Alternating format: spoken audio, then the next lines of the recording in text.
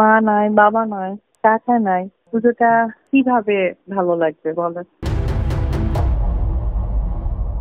এই যে আপনি মন খারাপের কথা বললেন, মন খারাপ কেন?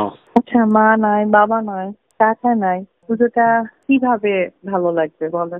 বাবা মাকে মিস করার কথা বলাই তো কেমন যেন শোনায়। তারা তো প্রতিটা নিঃশ্বাসের সময়ে বিশ্বাসে, বিশেষ করে আমার সাথে অনেক বেশি আমার মার স্মৃতি।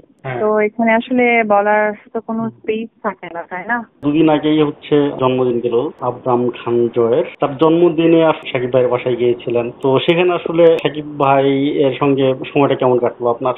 বার্থডেটা আবরামের, এটা ভালো বলতে পারবে আবরাম, কারণ আনন্দটা তার ছিল, তার বার্থডে ঘিরেছিল, বার্থডে বয় সে ছিল, তা আমি তার কথা কি করে বলবো?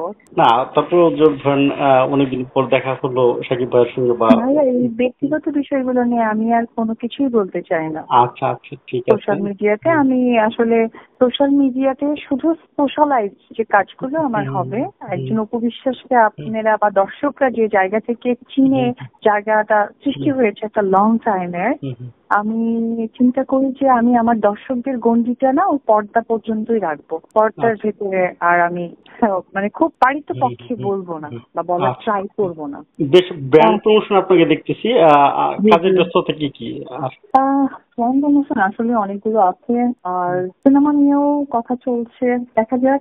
কনফার্ম হওয়ার পরে অবশ্যই সোশ্যাল মিডিয়াতে আমি বিষয়টা তুলে ধরবো। পুরো ইন্ডাস্ট্রি কেমন যেন বসে আছে, কাজ নেই, একটা মানে সংকটময় মুহূর্ত কাটাচ্ছে সবাই আর। তো এইটা নিয়ে আসলে আপনার চিন্তা ভাবনা কি বা এটার উত্তরণের উপায় কি? প্রথমত কথা হচ্ছে যে এখন তো ইন্ডাস্ট্রি নিয়ে ভাবার মতো ওই মানুষগুলো নেই, তো সকলেই একতা হয়ে ইন্ডাস্ট্রি তৈরি হয়। ইন্ডাস্ট্রি তৈরি ভাবার মতো মানুষগুলো নেই, ভাবেও না, কারণ এখন প্রচারণার জায়গাটা প্রত্যেকটা মানুষের হাতে হাতে হয়ে গেছে, ওয়েট করতে হয় না। আমিও আপনাদের মতো সাংবাদিক ভাইদের বোনদের জন্য আমি ওয়েট করেছি যে আমার প্রচারণাটা করে আমি যেন দর্শকদের কাছাকাছি যাই। তো প্রচারণা হাতের মতো হয়ে গেছে, কাজ বেশি ইজি হয়ে গেছে, সবাই কাজ করতে পারছে। তার রিজনটা আসলে কি, এই ব্যাখ্যাটাও খুব একটা কেউ জানে কিনা আমি জানি না। ওভারঅল মিলে সার্বিক সবকিছু মিলেই না আসলে জিনিসটা থমকে গেছে। আসলে এটা উতরিয়ে যাবে কিভাবে, এটা যদি আমাদের ইন্ডাস্ট্রিতে আরো বিশেষজ্ঞ মানুষরা থাকতেন।